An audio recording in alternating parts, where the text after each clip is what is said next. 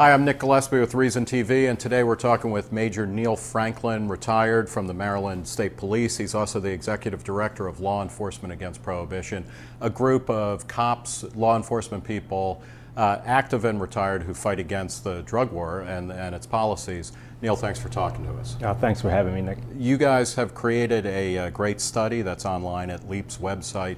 And you delivered a copy of this to Gil Kurlikowski, the current drug czar. What are you trying to accomplish? One of the first things we wanted to do was put together a comprehensive look at those past 4 decades, which will focus upon financial cost, human cost, addiction. Neill, you were at a certain point in your career, you were a drug warrior, and that changed. What happened to flip you on this issue?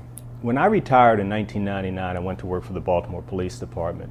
And just a few months after my retirement date, I had a conversation with a comrade of mine, Edward Totley. He was telling me about a case he was working. He was going to make one final buy of cocaine from a mid-level drug dealer. He was working with the FBI on a task force right here in DC. And as we've had in the past, we've had these conversations and we didn't, we weren't thinking about the inherent danger or the possible danger. October 30th, I got a phone call late one night, woke me up, and it was a coworker saying that Ed Totley had been shot.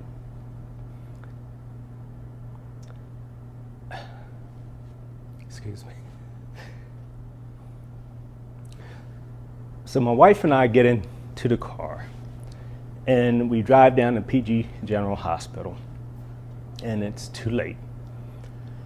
What had happened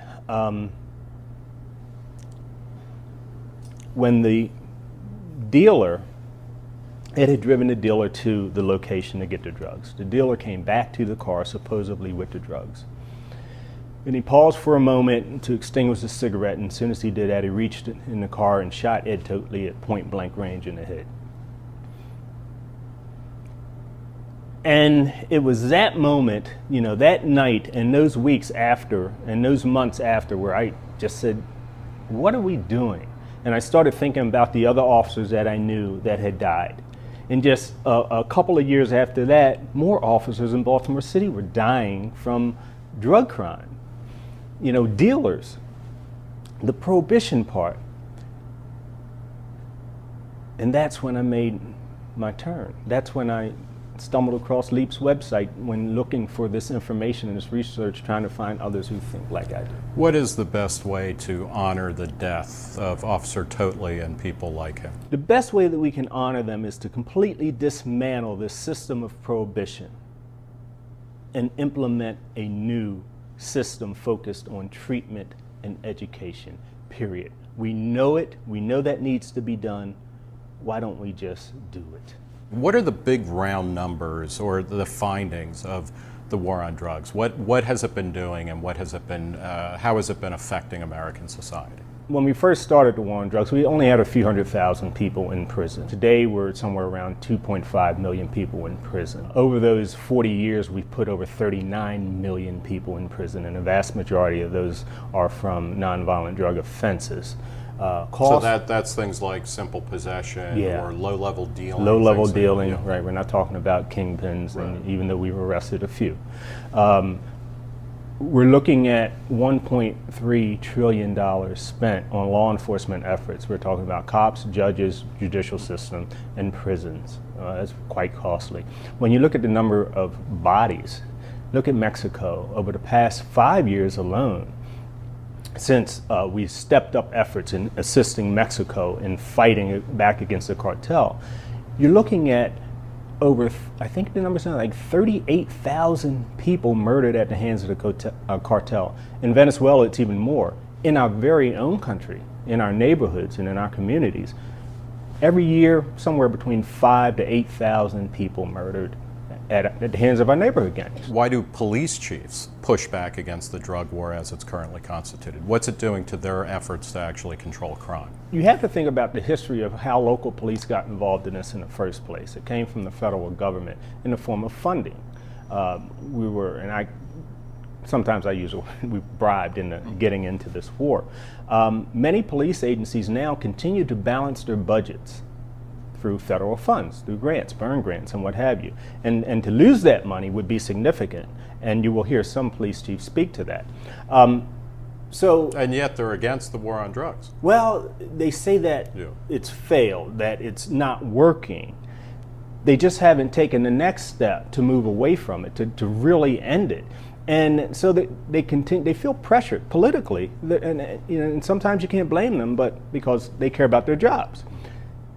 Politically, they're pressured to toe the federal party line. What are the things that we can do quickly and immediately to redress that, to start fixing it and get out of this war mentality? Well, immediately, where you don't need any legislative action whatsoever, the president can move marijuana from a Schedule I category down to a 3 or 4. And that would mean, I mean, currently marijuana is scheduled under federal drug classifications as having no medical value Absolutely. whatsoever.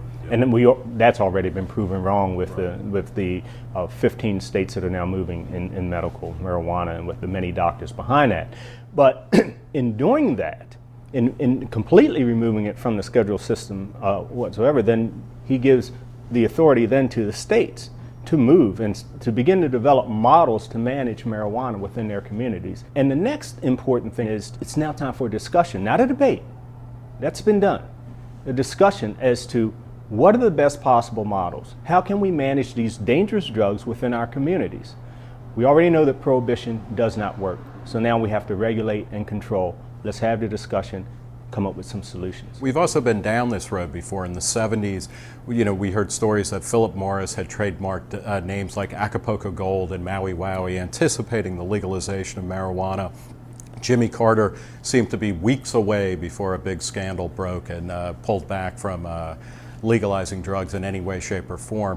Other countries have decriminalized. Portugal has decriminalized drugs. But are we actually at a different stage of the discussion over the drug war? Completely different than back in the 70s for a number of reasons. Number one, we didn't have the data that we have today.